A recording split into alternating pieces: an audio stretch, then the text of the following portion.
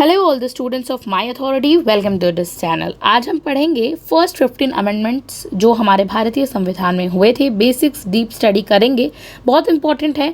सिर्फ 15 ही नहीं पढ़ेंगे, बट इस वीडियो के अंदर हम 15 से स्टार्ट करते हैं आज के सीरीज़ को, जिसमें हम बहुत सारे अलग अलग तरीके से समझेंगे कि कैसे ये अमेंडमेंट्स आए थे, क्या रीजंस था, क्या प्रोविजंस थे इनके अंदर। क्योंकि बहुत बार क्रोनोलॉजिकल क्वेश्चंस पूछ लिए जाते हैं और आपसे डेट भी पूछ ली जाती है कि ये अमेंडमेंट कब आया था, तो ये डेट्स भी हम याद करेंगे साथ ही साथ। चलिए स्टार्ट करते हैं फर्स्ट अमेंडमेंट से, जिसका ईयर क्या है 1951। इसके प्रोविजंस देखने से पहले हम सब चीज़ से पहले हम ये जानना चाहते हैं कि कारण क्या था भाई आने का और इसके अंदर था क्या। तो देखिए, फर्स्ट अमेंडमेंट 1951 जो कि आज़ादी के बाद आता है, पहला अमेंडमेंट होता है ये हमारा, और हमारा कॉन्स्टिट्यूशन 1950 में तैयार हो जाता है। ठीक उसके एक साल बाद ही इसमें जो है कुछ बदलाव करने पड़ते हैं। तो क्या हुआ था 1947 के बाद, जो हमारी आज़ादी का पीरियड था, उसके बाद लैंड रिफॉर्म्स यानी ज़मीनी सुधार किए गए थे। तो कोर्ट्स क्या करती है, कई कानूनों को फंडामेंटल राइट्स, जो हमारी फंडामेंटल राइट्स है ना, उनके खिलाफ मतलब उनके खिलाफ कहकर कि ये तो फंडामेंटल राइट्स के खिलाफ है, यह कहकर कुछ कानूनों को जो है कैंसिल कर देती है। तो इससे क्या होता है कि किसान जो होते हैं उनका नुकसान हो रहा होता है। फिर क्या होता है, बैकवर्ड क्लासेस जो होती है, यानी कि पिछड़े वर्ग, बैकवर्ड क्लासेस क्या होती है, जो पिछड़े वर्ग होते हैं, उनके लिए रिजर्वेशन देने में भी लीगल प्रॉब्लम आ रही थी। तो ये कहा, पहले तो क्या किया गया, to stop courts from cancelling land reforms laws that aimed to help farmers। और ये लाया गया था क्योंकि जो फार्मर्स थे उनको बहुत ज़्यादा प्रॉब्लम फेस करनी पड़ रही थी, क्योंकि and allow reservation in education jobs for backward class. तो ये कारण था ये लाने का। फिर क्या था, to limit misuse of freedom of speech that could harm public peace. यानी कि देखिए, कुछ लोग फ्रीडम ऑफ स्पीच को ना उस समय बहुत ज़्यादा गलत तरीके से इस्तेमाल कर रहे थे। फ्रीडम ऑफ स्पीच यानी बोलने का अधिकार गलत इस्तेमाल करके कम्युनल टेंशन को बढ़ा रहे थे। कम्युनल टेंशन क्या होती है, सांप्रदायिकतावादी जो मुद्दे उठते हैं उनको टेंशन को बढ़ा रहे थे। तो इससे देश विरोधी बातें फैल रही थी। तो इसको कंट्रोल करने के लिए, पीस कीपिंग बनाए रखने के लिए आता है फर्स्ट अमेंडमेंट लाया जाता है। अब देखिए, पहले इसको समझना पड़ेगा कि इसमें क्या बदला गया, तो इसके प्रोविजंस क्या क्या हैं। तो देखिए, आर्टिकल 15 जो था, क्या बोलता है आर्टिकल 15? आर्टिकल 15 कहता है कि कोई भी धर्म, जाति, रेस, रिलीजन, इन सब के आधार पर आपके साथ कोई भेदभाव नहीं किया जाएगा। लेकिन आर्टिकल 15 में चेंज करके गवर्नमेंट को बैकवर्ड क्लास के लिए स्पेशल लॉज, इसमें कहा गया कि आर्टिकल 15 के लिए स्पेशल क्लास के लिए, मतलब जो बैकवर्ड क्लास थी उनके लिए स्पेशल लॉज बनाए जाएं, और क्या हो, उन्हें रिजर्वेशन देने की बात की गई, पावर दिया गया। फिर 9th शेड्यूल जो कि बहुत इंपॉर्टेंट है, किससे रिलेटेड है, जुडिशियल रिव्यू से रिलेटेड है। 9th शेड्यूल बनाया गया ताकि ज़मीन सुधार जैसे कानूनों को कोर्ट्स के रिव्यू से बचाया जा सके। अब ज़मीन से रिलेटेड जो सुधार हो रहे थे, लैंड रिफॉर्म्स जो हो रहे थे, उन पे जो कानून बनते थे, लॉ बनते थे, उसको कोर्ट्स से बचाया जा सके, इसलिए 9th शेड्यूल को ऐड किया गया, बनाया गया।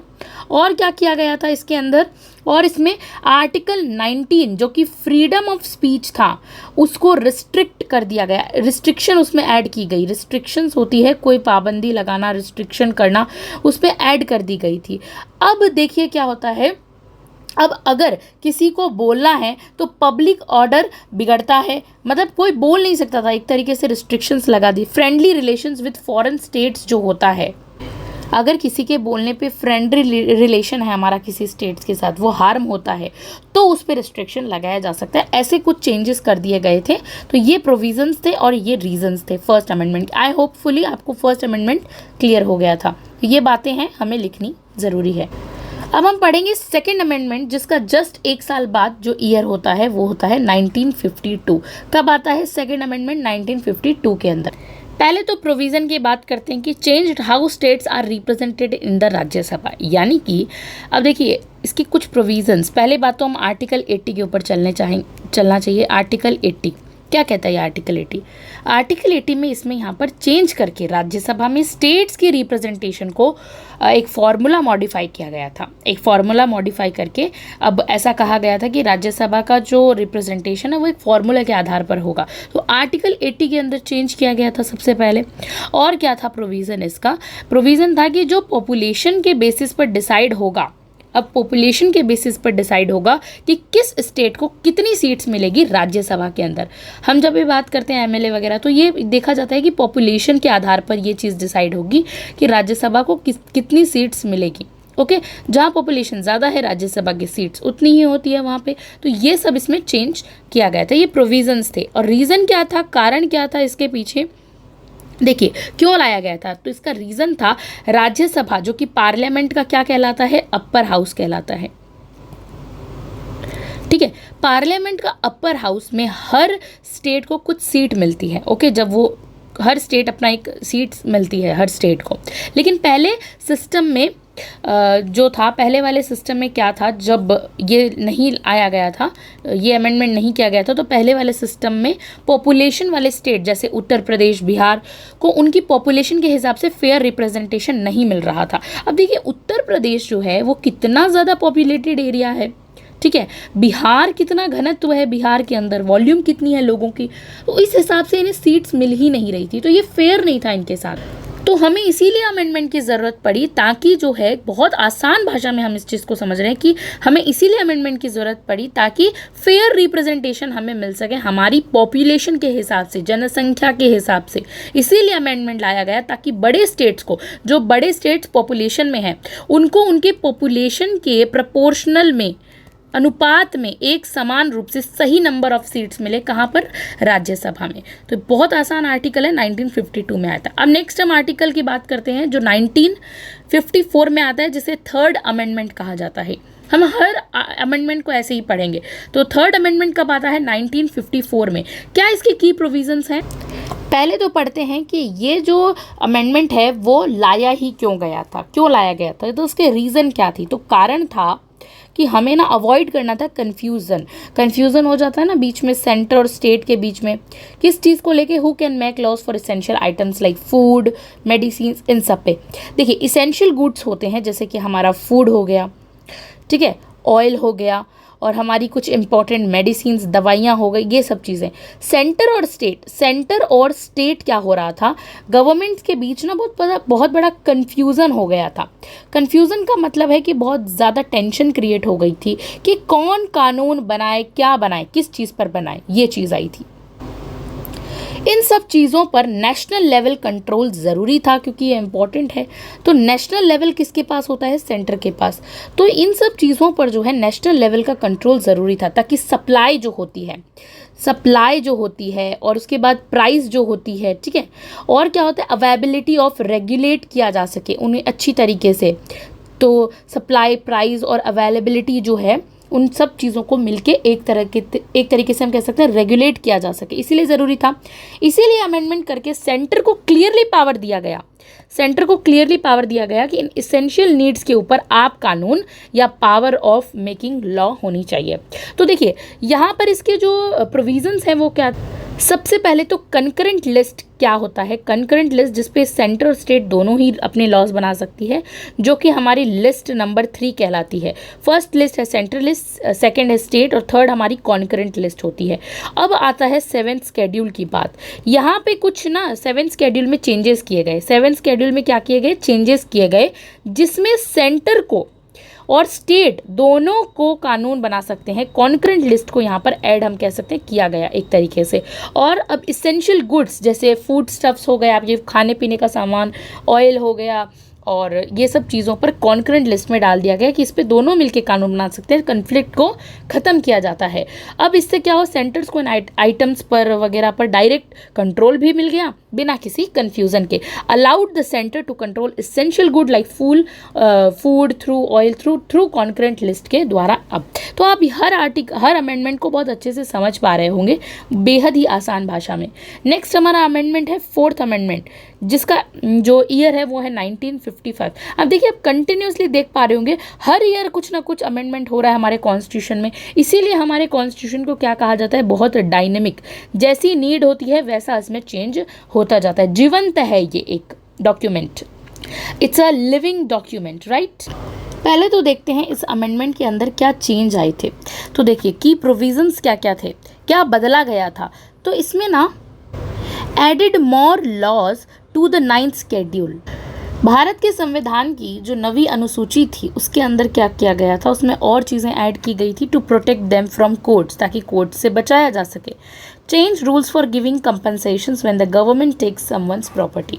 देखिए समझते हैं इसमें क्या किया गया, और ज़्यादा कानून मेनली लैंड रिफॉर्म से रिलेटेड, ठीक है, ये 9th schedule mainly land reform से रिलेटेड आता है। इससे रिलेटेड जो कानून थे वो इसमें डाल दिए गए, 9th शेड्यूल के अंदर डाल दिए गए थे, ठीक है, ताकि उन्हें कोर्ट्स स्ट्राइक डाउन ना कर सके। स्ट्राइक डाउन ना कर सके यानी जुडिशियल रिव्यू, पुनरावलोकन जिसे हम कहते हैं, बार बार एक तरीके से उसकी पुनर्परीक्षा ना कर सके, कोर्ट्स के दखल अंदाजी ना हो, इसी चीज़ से बचाया जा सके, ठीक है।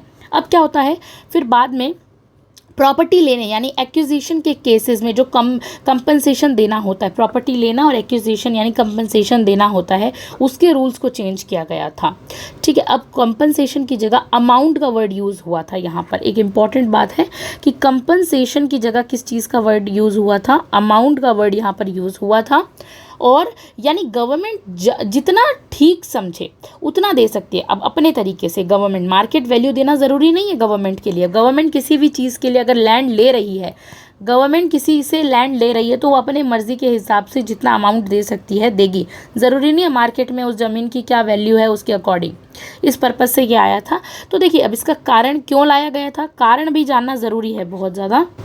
इसका कारण था देखिए कि लैंड रिफॉर्म्स को आगे बढ़ाने के लिए, ताकि और ज़्यादा जो लैंड रिफॉर्म्स है वो आगे बढ़े, ताकि ज़मीन जो है वो रीडिस्ट्रीब्यूशन हो सके, उसको बांटा जा सके स्मूथली, बिना किसी रुकावट के, मतलब स्मूथली उन्हें बांटा जा सके। और इसी वे में बहुत सारे गरीबी हटाओ प्रोग्राम्स चल सकें बिना कोर्ट की रोक टोक के, हम कह सकते हैं बिना कोई रोक टोक के कोर्ट की ये सब काम चल सके, कोर्ट इंटरफेयर ना करे। और इस तरीके से पॉवर्टी को हटाने का एक तरीके से वो मिल गया। कंटिन्यू लैंड रिफॉर्म, ज़मीनी सुधार आते गए। अब देखिए कंपनसेशन के जो रूल्स हैं, मतलब कंपनसेशंस के रूल पे बार बार डिस्प्यूट हो रहे थे कि कैसे मिलेगा, क्या मिलेगा।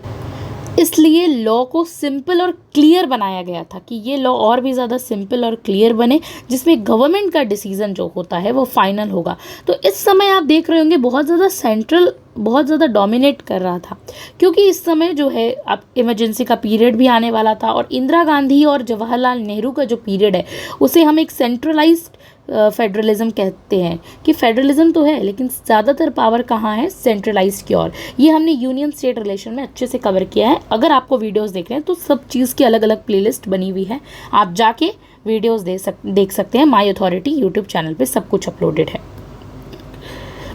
उससे क्या होगा, आपको और क्लैरिटी बनेगी, तब आपको ये चीज़ें और समझ में आने लगेगी। यहाँ पे तो हम ज़्यादातर अमेंडमेंट को डिस्कस कर रहे हैं, वहाँ पे हमने एग्जाम्पल्स के साथ भी और चीज़ें पढ़ी हुई है। नेक्स्ट अमेंडमेंट है 5th अमेंडमेंट, जो कब आया था, 1955 के अंदर आता है। क्यों लाया गया था ये 5th अमेंडमेंट, तो इसका रीज़न ये था कि पहले सेंटर जब चाहे तब स्टेट के बाउंड्री को बदल सकता था, जब मर्जी। कोई ये राजस्थान का मैप है मान लीजिए, ठीक है, ऐसे ही बना रही हूँ मैं, तो ये राजस्थान का मैप है, जब मन चाहे तब इसको हरियाणा में, पंजाब में, इसमें उत्तर प्रदेश में मिला दिया। जब मन चाहे लैंड की जो स्टेट की बाउंड्री है उसको डिसाइड कर सकता है अपने हिसाब से, बिना प्रॉपर प्रोसेस के। इससे क्या होता जा रहा था कि कन्फ्यूज़न हो रहा था, विरोध हो रहा था, कि ये क्या मतलब हुआ भाई। तो अब क्या हुआ, ये अमेंडमेंट आया ताकि स्टेट्स के साथ संवाद और सहमति, जिसे हम कहते हैं कंसल्टेशन, स्टेट से पूछो आप कि क्या वो बाउंड्री से खुश हैं जो आपने क्रिएट की है, सेंटर ने क्रिएट की है, क्या उनका कंसेंट है, इस चीज़ में सहमति है, कंसल्टेशन हुआ है, संवाद हुआ है, बात हुई है। तो ये सब क्या था, इसके साथ भी बाउंड्री चेंज हो सकती थी इफ़ स्टेट एग्री करता था तभी। तो इससे फेडरल स्पिरिट को, हमारी फेडरल स्पिरिट को, जो बहुत ज़्यादा केंद्र और राज्य के बीच जो बैलेंस था, केंद्र सरकार राज्य सरकारों के बीच जो बैलेंस बनाया गया था, फेडरल स्पिरिट जो थी, उसको एक मजबूती मिली इस रिफॉर्म से। क्या होता है इस अमेंडमेंट से। अब इसमें क्या किया गया, इसके कुछ प्रोविज़न्स हम पढ़ते हैं। कुछ प्रोविज़न में जैसे आता है कि जैसे कि made it necessary to consult state, यानी कि जब भी स्टेट बाउंड्रीज, राज्यों की सीमाएं बदली जाएंगी, यानी उन्हें वापस से चेंज करने की कोशिश की जाएंगी, तो स्टेट्स अलग अलग स्टेट्स बनेंगे, कुछ नए स्टेट्स बनेंगे, पुराने टूटेंगे। तो स्टेट लेजिस्लेचर से का किससे, राज्य विधानसभा से, स्टेट लेजिस्लेचर से मैंडेटरी कंसल्टेशन, यहाँ मैंडेटरी का वर्ड मैंने इसलिए यूज़ किया कि ज़रूरी हो गया था, कर दिया गया था। तो इस कंसल्टेशन के बाद क्या हुआ था, इस अगर ज़रूरी है तो कॉन्स्टिट्यूशन के आर्टिकल 3 में ये कंडीशन डाली गई, बाद में अमेंडमेंट के बाद में ये कंडीशन डाली गई कि फिक्स टाइम पीरियड के अंदर स्टेट लेजिस्लेचर से राय लेना ज़रूरी होगा, ताकि अगर आपको स्टेट की बाउंड्रीज में कुछ चेंजेस करने हैं तो बहुत इंपॉर्टेंट है। अब हम नेक्स्ट चलते हैं दूसरे अमेंडमेंट की ओर, जो कि है 6th अमेंडमेंट, 1956 का अमेंडमेंट है। क्या इसके अंदर चेंजेस आए थे, क्या इसके कारण थे, वो हम देखते हैं। तो देखिए, पहले क्या हुआ था, कंफ्यूजन होता था कि इंटरस्टेट जो गुड्स सेल पे टैक्स कौन लगाएगा, सेंटर या स्टेट। अब आपको पता होना चाहिए कि इंटरस्टेट ट्रेड क्या होता है, यानी 2 राज्य हैं, मान लीजिए ये भारत है, ठीक है, भारत में किन्हीं 2 राज्यों के बीच कोई ट्रेड हो रहा है, कर्नाटका और हाँ देख सकते हैं महाराष्ट्र के बीच में कोई ट्रेड हो रहा है, तो टैक्स जो जाएगा वो किसके पास जाएगा, कौन कलेक्ट करेगा, सेंटर कलेक्ट करेगी। तो इसी चीज़ को था कि कौन लगाएगा, सेंटर लगाएगी या स्टेट लगाएगा। तो इससे रिलेटेड ये 1956 में आता है, 6th अमेंडमेंट इसे कहा जाता है। तो to solve confusion about which government, centre और state could collect tax on interstate, कौन कलेक्ट करेगी, सेंटर करेगी या स्टेट करेगी टैक्स को कलेक्ट। तो इसी कन्फ्यूज़न को हो रहा था। तो इस कन्फ्यूज़न से डबल टैक्सेशन, यानी कि इस कन्फ्यूज़न की वजह से क्या होता है, कभी कभी डबल टैक्सेशन लिया जाता था, लीगल डिस्प्यूट्स हो रहे थे, कोई राज्य दोबारा भी टैक्स ले रहा था, इकोनॉमिक इश्यूज आ रहे थे, बहुत ज़्यादा इकोनॉमिक अर्थव्यवस्था में इश्यूज आ रहे थे। तो अब क्या हुआ था, इस अमेंडमेंट से टैक्स अथॉरिटी क्लियर हो, टैक्स अथॉरिटी क्लियर हो और इंटरस्टेट जो ट्रेड हो रहे थे 2 राज्यों के बीच में, एक राज्यों के बीच में, वो स्मूथ बन गया इस अमेंडमेंट के वजह से। क्योंकि यहाँ पर क्या किया गया था, यहाँ पर सेंट्रल गवर्नमेंट को इंटरस्टेट ट्रेड, यानी कि राज्यों के बीच होने वाले बिजनेस, क्या होता है इंटरस्टेट, 2 राज्यों के बीच में होने वाले कोई भी बिजनेस पर टैक्स लगाने का क्लियर पावर दिया गया था। अब सेंट्रल गवर्नमेंट है ये, ठीक है, मान लीजिए 2 राज्यों के बीच में, महाराष्ट्र के बीच में, गोवा के बीच में कोई इंटरस्टेट इनके बीच में ट्रीटी हुई है, तो इससे जो टैक्स होगा वो कौन कलेक्ट करेगा, सेंटर कलेक्ट करेगी। तब तो इससे होता है कि अब है ना, इनके बीच में डिस्प्यूट्स जो है वो मतलब पहले ही क्लियर कर दिया गया, भाई सेंटर को देना है तो आपस में 2 स्टेट झगड़ा ही नहीं करेंगे। तो यहाँ आर्टिकल कौन से बात करेंगे हम, 269 की बात करेंगे। आर्टिकल 269 और एंट्री 92A। अब कौन एंट्री करता है, 92A लिस्ट 1 के अंदर एंट्री करेगा। इसमें चेंज किया गया, क्या चेंज किया गया, अब इंटरस्टेट सेल ऑफ गुड्स पर, इंटरस्टेट सेल ऑफ गुड्स पर, सेल ऑफ कोई भी सामान हो, गुड्स पर क्या होगा, सिर्फ सेंटर ही टैक्स जो है लगा सकता है। कौन लगाएगा, ओनली सेंटर लगाएगा। सेंटर सेल्स टैक्स को कॉन्स्टिट्यूशनल सपोर्ट मिला, इससे सेंटर सेल्स टैक्स को क्या मिला, कॉन्स्टिट्यूशनल, संवैधानिक तौर पर जो है, क्योंकि यहाँ पे आर्टिकल्स में ऐड कर दिया गया, इससे उसको सपोर्ट मिलता है। तो आई होप आपको 1956 में आया हुआ 6th अमेंडमेंट समझ में आ गया होगा। नेक्स्ट हमारा अमेंडमेंट था 7th अमेंडमेंट, 1956 के अंदर ये आता है, ईयर सेम है, 7th अमेंडमेंट इसे कहा जाता है।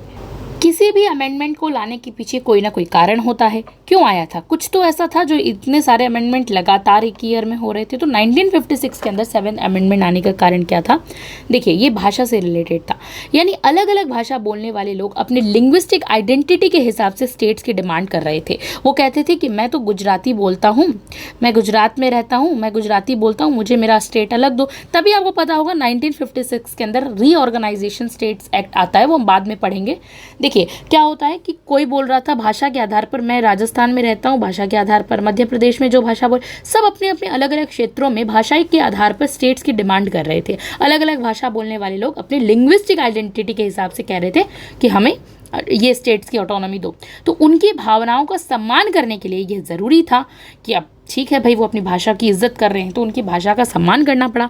इससे एडमिनिस्ट्रेटिव एफिशिएंसी एडमिनिस्ट्रेटिव एफिशिएंसी और गवर्नेंस को बेहतर बनाने के लिए, ताकि क्या होता है कि आप मान लीजिए गुजरात में हैं और आप गुजराती हैं, बहुत अच्छी आप गुजराती समझते हैं, तो वहाँ की जो प्रशासनिक व्यवस्था है, जो आपको प्रशासन है, वो अगर आप ही की भाषा में आपको कुछ समझाएगा तो आप और अच्छे से समझेंगे। कोई तमिलनाडु का ऑफिसर आके आपको कुछ समझा रहा है, आपको कुछ समझ में ही नहीं आ रहा है, तो एफिशिएंसी की कमी आ जाती है यहाँ। तो अब इससे क्या हुआ था, एडमिनिस्ट्रेटिव एफिशिएंसी और गवर्नेंस को बेहतर बनाने के लिए पुराने राज्यों को स्ट्रक्चरल जो उनका जो स्ट्रक्चर था उसको सिंप्लीफाई करना ज़रूरी हो गया था। अब जितने भी पुराने तरीके से बने हुए राज्य थे उन्हें वापस से रीऑर्गेनाइज करना ज़रूरी था।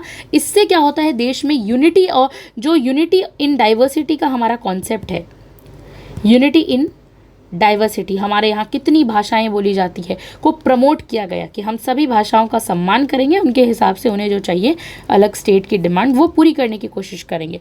तो अब यहाँ पे देखिए प्रोविजंस आते हैं, reorganise states on linguistic basis, remove part B states and created union territories. अब देखिए इसमें स्टेट्स को लैंग्वेज के बेसिस पर रीऑर्गेनाइज किया गया था यहाँ पर, जैसे कि हम देख सकते हैं आंध्र प्रदेश सबसे पहले होता है।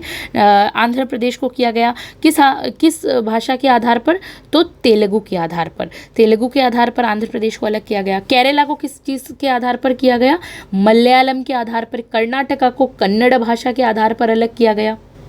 और यहीं पे part A, B, C and D अलग अलग ऐसे पार्ट के नाम थे, पार्ट वाइज स्टेट्स डिवाइड थे, उसका सिस्टम को ख़त्म कर दिया गया। ख़त्म करके सिर्फ स्टेट्स, सब सिर्फ स्टेट्स रहेंगे और यूनियन रहेंगे, ऐसा एक नया सिस्टम बनाया गया। पहले part B, part C, part D, ये सबको ख़त्म कर दिया गया। अब सिर्फ और सिर्फ स्टेट रहेंगे, जैसे गुजरात, महाराष्ट्र, कर्नाटका, और वहाँ पे यूनियन टेरिटरी है जो भी उसके नाम से उसे बुलाया जाएगा। तो इससे क्या होता है, न्यू स्टेट्स बनाए गए और कई स्टेट्स की बाउंड्रीज बदली भी गई थी इस समय, बहुत सारे। और कॉन्स्टिट्यूशन के फर्स्ट स्केड्यूल जो बात करता है और फोर्थ स्केड्यूल क्या बोलता है, फर्स्ट एंड फोर्थ स्केड्यूल, इन दोनों में मेजर चेंजेस किए गए थे। ठीक है, ये which is related with states and all, and ये कुछ राज्यसभा की सीट से रिलेटेड है, हम बाद में से डिस्कस करेंगे। तो इनमें मेजर चेंजेस किए गए थे। अब हम नेक्स्ट अमेंडमेंट की बात करते हैं। 8th अमेंडमेंट 1960 के अंदर आता है। क्यों आता है ये 8वां संविधान संशोधन, कारण क्या था, क्योंकि देखिए क्या हुआ था, एसटी जो एसटी, एससी, जो स्केड्यूल ट्राइब्स, स्केड्यूल कास्ट, ये सब जो कम्युनिटीज़ थी वो अभी भी जो है सामाजिक तौर पर पिछड़ी और अर्थव्यवस्था, आर्थिक तौर पर पिछड़े थे। ठीक है, उनका डेवलपमेंट नहीं हुआ था। उन्हें पॉलिटिकली रिप्रेजेंटेशन की ज़रूरत थी कि ताकि वो राजनीति में आगे आके बढ़ चढ़कर हिस्सा ले सके। तो इन जातियों के लिए, एसटी एससीज के लिए पॉलिटिकल रिप्रेजेंटेशन के लिए ज़रूरत थी कि वो आगे बढ़े। जो गोल्स इंडिपेंडेंस के बाद रखे गए थे कि हाँ स्वतंत्र भारत में क्या गोल होने चाहिए, मतलब उनको पूरा करना, उनका पूरा फ़ायदा एसटी एससीज तक नहीं पहुंच पाया था उस समय, क्योंकि बहुत सारे कारण हो गए थे, उस समय की परिस्थितियां, कंडीशंस ऐसी थी। तो अब ज़रूरी था कि अमेंडमेंट करके जो वादा किया गया था, जो मतलब बहुत सारे अलग अलग तरीके से गोल्स रखे गए थे, उद्देश्य जो थे हमारे डेवलपमेंट के, उन्हें पूरा किया, जिससे क्या बेनिफिट मिलता, ताकि जो पुराने लोग हैं और जो पिछड़े हुए लोग हैं उनको अपलिफ्टमेंट मिले, ऊपर उठे। रिजर्वेशन को एक्सटेंड करना ज़रूरी और जस्टिफाइड भी लग रहा था उस समय।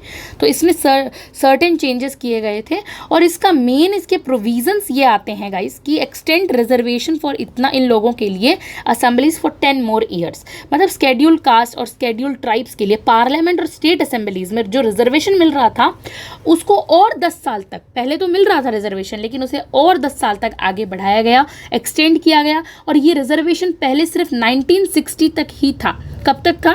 1960 तक ही था। फिर बाद में इसे 1970 तक कंटिन्यू किया गया, 10 साल और एक्सटेंड किया गया। कॉन्स्टिट्यूशन के आर्टिकल कहाँ मिलता है हमें? ये आर्टिकल 334 को अमेंड किया गया इस दौरान। ठीक है, ये भी हमें पता चलता है किसे अमेंड किया गया, आर्टिकल 334 को। अब जो है 9th अमेंडमेंट हमसे इंट्रोड्यूस होता है 1960 में। इसके कुछ इंपॉर्टेंट प्रोविजंस देखेंगे। पहले देखते हैं इसमें क्या बदला गया था, तो और क्यों बदला गया था, कारण देखते हैं। देखिए 1958 के अंदर क्या होता है, 1958 के अंदर क्या होता है, नेहरू नून एग्रीमेंट हुआ था। ठीक है, नेहरू नून एग्रीमेंट होता है। पीएम नेहरू और पाकिस्तान के प्राइम मिनिस्टर जो है नून, तो ये याद रखने वाली बात है, नेहरू एंड नून एग्रीमेंट होता है। इस एग्रीमेंट में क्या होता है, जिसके बीच मतलब जिसमें बॉर्डर डिस्प्यूट पीसफुली सॉल्व करने का फैसला हुआ कि हमारा जो इंडिया और पाकिस्तान का जो बॉर्डर है, बॉर्डर एरिया जो है, उसके बीच में जो डिस्प्यूट है, लड़ाइयाँ झगड़ा है, उसको अच्छे हम पीसफुली तरीके से, शांति के तरीके से सॉल्व करेंगे। ठीक है, ये बात उसके अंदर की गई, फैसला करना हुआ या ऐसा फैसला हुआ। फिर एग्रीमेंट के तहत डिसाइड हुआ था कि बेरूबारी यूनियन का कुछ हिस्सा पाकिस्तान को दिया जाएगा। बेरूबारी यूनियन का कुछ हिस्सा किसको दिया जाएगा, पाकिस्तान को दिया जाएगा। तो इस बाउंड्री का एडजस्टमेंट को कॉन्स्टिट्यूशनल वैलिडिटी देने के लिए 9th अमेंडमेंट लाया गया था कि इस चीज़ को, कि बेरूबारी को हम पाकिस्तान का कुछ हिस्सा दें, तो इस चीज़ को कॉन्स्टिट्यूशन, संविधान तरीके से वैलिडिटी मिल जाए, इसीलिए 9th जो अमेंडमेंट है वो आता है। लेकिन ये जो है इसकी क्या, इसका मतलब बदलाव क्या हुआ, क्या बदला गया, तो इसमें क्या होता है, इस अमेंडमेंट के थ्रू इंडिया और पाकिस्तान के बीच की जो बाउंड्री चेंज की गई थी थोड़ी सी, इसमें क्या होता है हमें समझना ज़रूरी है। इंडिया और पाकिस्तान के बीच की बाउंड्री चेंज की गई थी, सबसे पहली बात। फिर बेरूबारी यूनियन, अब बेरूबारी कहाँ पर है, ये वेस्ट बंगाल के जलपाईगुड़ी में, वेस्ट बंगाल के जलपाईगुड़ी में एक रीजन है, बेरूबारी डिस्ट्रिक्ट, जलपाईगुड़ी डिस्ट्रिक्ट में एक रीजन है, उसका कुछ हिस्सा पाकिस्तान को ट्रांसफ़र किया गया। वेस्ट बंगाल का कुछ हिस्सा, ज़रूरी है समझना कि वेस्ट बंगाल का कुछ हिस्सा पाकिस्तान को ट्रांसफ़र किया गया था। इसके लिए फर्स्ट स्केड्यूल जो होता है, जो इंडिया स्टेट्स और उनकी बाउंड्रीज मतलब बताता है कि क्या है, उसमें चेंजेस किए गए थे। फर्स्ट स्केड्यूल जो क्या बताता है, इंडिया और उसके स्टेट्स की बाउंड्रीज को चेंज किया, वो बताता है। कॉन्स्टिट्यूशन के लीगल फ्रेम के तहत, जो लीगल फ्रेमवर्क होता है हमारा एक, उसके तहत बाउंड्री चेंज ऑफिशियली अलाउ किया गया कि हाँ बाउंड्रीज को चेंज किया जा सकता है, अलाउ किया गया। तो वेस्ट बंगाल का कौन सा हिस्सा, बेरूबारी का कुछ हिस्सा पाकिस्तान को इस चीज़ में यहाँ पे दिया गया था। एक एग्रीमेंट हुआ था जिसे नेहरू नून एग्रीमेंट कहा जाता है। ये कन्फ्लिक्ट को सॉल्व करने, बॉर्डर डिस्प्यूट को सॉल्व करने का एक पीसफुली तरीका था। फिर नेक्स्ट अमेंडमेंट होता है 10th अमेंडमेंट 1961 में। एक सीरीज चलती जा रही है अमेंडमेंट्स की, यहाँ हम 10th कर रहे हैं, तो बहुत ही जल्द हम अभी रीसेंट 106 अमेंडमेंट जो है उस पर भी चले जाएंगे। लेकिन हर अमेंडमेंट को हम एक कहानी के तौर पर समझेंगे, क्या क्या हो रहा था इंडिया के उस दौरान। क्या ईयर था 10th अमेंडमेंट का, 1961 था। तो ये क्यों आया था, क्या बदलाव किए गए थे, ये देखेंगे। तो सबसे पहले बात करेंगे लाया ही क्यों गया था। तो देखिए, दादर एंड नागर हवेली मतलब पे पहले क्या था, पोर्टुगीज रूल था, माने पुर्तगालियों का रूल था। पोर्टुगीज क्या होते हैं, पुर्तगाली होते हैं, वो लोग रूल करते थे इस पर। दादर और नागर हवेली पर कौन करते थे, पहले पुर्तगाली जो है वो रूल करते थे। तो 1954 के अंदर क्या होता है, 1954 में ये रीजन लिबरेट हो गया का मतलब क्या होता है, यानी जो पुर्तगाली लोग थे वो रूरल्स हटा दिए गए थे, अपने आप ही जो है हटा दिए गए थे, और तब से इंडिया के कंट्रोल में आ गया था दादर एंड नागर हवेली। तो 1954 बहुत इंपॉर्टेंट डेट याद रखने वाली बात है। यहाँ पे 1961 देरी इसीलिए हो गई थी कि 1954 में जो पुर्तगाली गए, वहाँ से हटा दिए गए थे रूरल्स को, तब इंडिया के पास दादर और नागर हवेली का चार्ज आ जाता है। लेकिन उसे कॉन्स्टिट्यूशनली इंक्लूड नहीं किया जा सका था, उस समय नहीं किया गया था। तो बाद में क्या हुआ था, 10th अमेंडमेंट आया था, जिस टाइम 1954 में वो लोग चले गए थे, तो उसके तुरंत बाद हम उसे संविधान में नहीं जोड़ सके। ऐसे हर चीज़ को संविधान, पहले संवैधानिक होना ज़रूरी है ना, ऐसे कैसे। तो उसके बाद क्या हुआ, अमेंडमेंट करके इस चीज़ में 10th अमेंडमेंट करके दादर एंड नागर हवेली को इस चीज़ के अंदर जो है ऑफिशियली लीगल यूनियन टेरिटरी बनाई गई, भारत की यूनियन ड्यूटी बनाई गई दादर एंड नागर हवेली को ऑफिशियली मतलब कॉन्स्टिट्यूशन के बेस आधार पर। तो ये था हमारा रीज़न कि क्यों आया था 10th अमेंडमेंट। अब हम देखते हैं प्रोविज़न क्या था। तो दादर एंड नागर हवेली एक तरह से यूनियन ऑफ टेरिटरी बना। इसका यही था कि जो दादर एंड नागर हवेली को ऑफिशियली इंडिया का हिस्सा बनाया गया था, ताकि यूनियन टेरिटरी के रूप में कॉन्स्टिट्यूशन में इसको शामिल किया जा सके। अब कॉन्स्टिट्यूशन में शामिल है ये, तो इसके लिए फर्स्ट स्केड्यूल क्या है, फर्स्ट स्केड्यूल बार बार हम बात करते हैं, जो इंडिया के स्टेट्स और यूनियन टेरिटरीज की बाउंड्रीज को डिसाइड करता है, उसमें दादर एंड नागर हवेली का नाम ऐड कर दिया गया। ये अमेंडमेंट उस रीजन को इंडियन यूनियन और लीगल कॉन्स्टिट्यूशनल पार्ट बनाता है। बहुत आसान है। अब हम देखते हैं नेक्स्ट हमारा अमेंडमेंट है, जो कि 11th अमेंडमेंट कब आता है, 1961 के अंदर आता है। क्या कारण था इसका, देखिए इसका कारण था कि पहले तो हम समझते हैं कि क्यों, मतलब इसका रीज़न क्या था, क्यों आया था ये। तो वाइस प्रेसिडेंट का चुनाव पहले कैसा होता था, प्रेसिडेंट जैसे कम्प्लेक्स सिस्टम से होता था। वाइस प्रेसिडेंट जो है उपराष्ट्रपति, उनका जो चुनाव होता था, जो इलेक्शन का प्रोसेस था, वो कैसा था, बहुत ज़्यादा जो है प्रेसिडेंट के जैसे ही था, जो कि कॉम्प्लेक्स अपने आप में बहुत प्रक्रिया होती थी। तो जिसमें लोकसभा, राज्यसभा और स्टेट लेजिस्लेटिव असेंबलीज को शामिल होते थे। तो उससे क्या होता था, अननेसेसरी कन्फ्यूज़न और कॉम्प्लेक्सिटी होती थी, जटिलताएं पैदा हो जाती थी। इसलिए पूरे प्रोसेस को, इलेक्शन के पूरे प्रोसेस को पार्लियामेंट तक लिमिट किया गया। कहाँ तक लिमिट किया गया, पार्लियामेंट तक लिमिट किया गया, जिससे ये जो बहुत ज़्यादा प्रोसेस है, जो जटिल है, ये सिंप्लीफाई हो सके। ठीक है, इससे क्या होता है, प्रेसिडेंशियल इलेक्शन में कभी अगर डिस्प्यूट या विवाद हो जाए तो उससे लीगल क्लैरिटी के साथ सॉल्व किया जा सके। इसीलिए प्रॉपर प्रोसीजर डिफाइन किया गया कि नहीं भाई, वाइस प्रेसिडेंट का जो चुनाव है वो इस तरह से होगा। तो ये सब इसके अंदर आया था। तो इसके प्रोविजंस क्या क्या हैं, तो वाइस प्रेसिडेंट के इलेक्शन का तरीका चेंज किया गया सबसे पहले तो। ठीक है, कि कैसे इसका इलेक्शन होगा वाइस प्रेसिडेंट का, इस तरीके को ही चेंज कर दिया गया। अब उसका इलेक्शन दोनों हाउसेस ऑफ, जैसे कि लोकसभा एंड राज्यसभा, तो दोनों ही हाउसेस के जो मेंबर्स होते हैं, तो मेंबर्स के थ्रू जॉइंटली होगा, दोनों मिलके करेंगे, ना कि स्टेट लेजिस्लेचर इसके साथ मिलाया जाएगा। स्टेट लेजिस्लेचर का यहाँ कोई काम नहीं है, दोनों जो राज्यसभा एंड लोकसभा है, यही दोनों मिलके जो है उसके इलेक्शन में भाग लेंगे। प्रेसिडेंशियल इलेक्शन डिस्प्यूट्स कैसे हैंडल होंगे, इस चीज़ को, प्रोसेस को कॉन्स्टिट्यूशन में क्लैरिफाइड, डिफाइन इसी चीज़ से दिया गया कि ये डिस्प्यूट्स कैसे सॉल्व होंगे। और ये प्रोविजंस मेनली बात करता है आर्टिकल 66 की, और 71 में जो चेंजेस करके लगाए गए थे उनकी बात करता है। तो यहाँ पे हमने आर्टिकल्स भी साथ साथ में पढ़ ली कि कहाँ क्या चेंज हुआ था। 66 में चेंज आता है, 71 में चेंज आता है। जब आप आर्टिकल पढ़ेंगे तब आप याद करेंगे कि हाँ, यहाँ पर हमने कुछ अमेंडमेंट पढ़े थे, वो डायरेक्टली इससे रिलेटेड हैं। हमारा नेक्स्ट अमेंडमेंट है जो 12th अमेंडमेंट 1962 के अंदर आता है।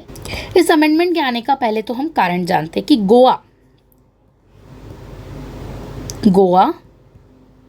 दमन and Diu, Goa, Daman and Diu पे पहले किन का रूल था। जैसे दादर और नागर हमने पढ़ा पहले पुर्तगालियों का रूल था, वैसे इन पर भी जो है, क्योंकि ये उसी एरिया के थे, ये हमारे बॉर्डर लाइन के एरिया के हैं ना, यहाँ पे जो ऑफिशियल जो बंदरगाह इलाका होते हैं, जहाँ से समुद्र होता है, तो वहाँ के थे, तो वहाँ पर क्या है, पुर्तगालियों का रूल था।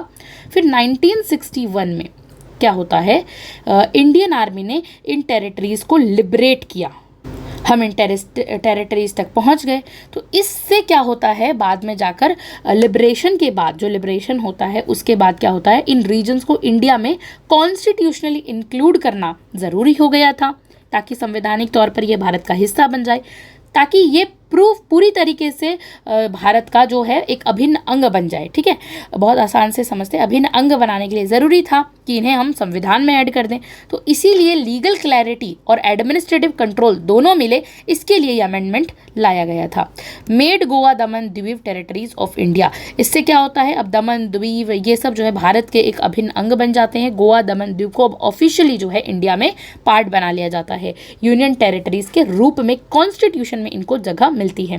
फिर से फर्स्ट शेड्यूल की जब भी बात आती है, इसका मतलब जो इंडिया और राज्यों के जो क्षेत्र होते हैं उनका जिक्र करता है, जिसमें गोवा, दमन और दीव को ऐड किया जाता है। फोर्थ शेड्यूल में भी कुछ चेंजेस करके राज्यसभा में रिप्रेजेंटेशन से रिलेटेड बात का यहाँ पर बात उठती है। ठीक है, अब नेक्स्ट अमेंडमेंट की ओर चलते हैं, जिसका नाम है 13th अमेंडमेंट, जो कब आया था, 1962 के अंदर आता है। क्या रीजंस थे, क्या प्रोविजंस थे, वो देखेंगे।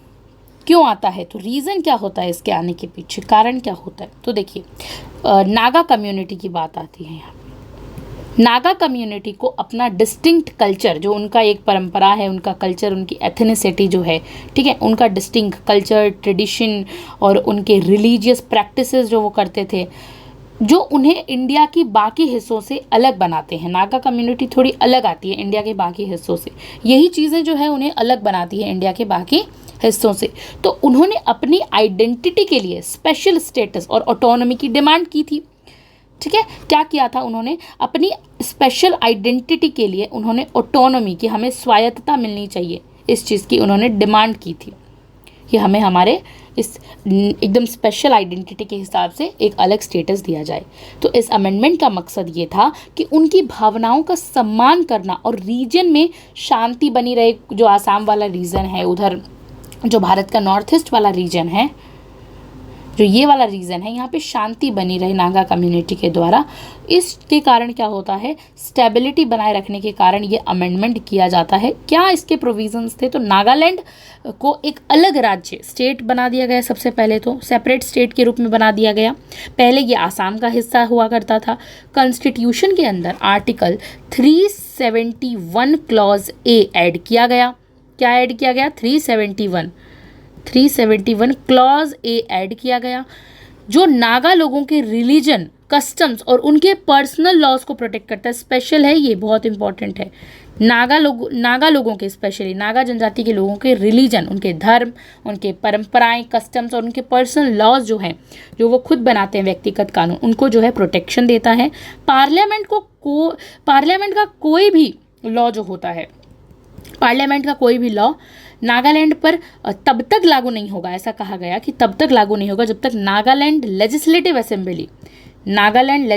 असेंबली जो वहाँ की विधानसभा है उससे अप्रूव ना करे। इसलिए सेंटर कोई भी रूल बनाए वहाँ लागू नहीं होगा। कहाँ पर, नागा लेजिस्लेटिव असेंबली से जब तक कंसल्ट ना करे या फिर वहाँ से अप्रूवल ना मिले या कोई स्पेशल मैटर्स में नागा जो जनजाति है उसके कल्चर से रिलेटेड वो ना हो, तो कोई ज़रूरी नहीं है सेंटर को वहाँ हस्तक्षेप करने की, और वो कर भी नहीं सकता। ये था 13th अमेंडमेंट 1962।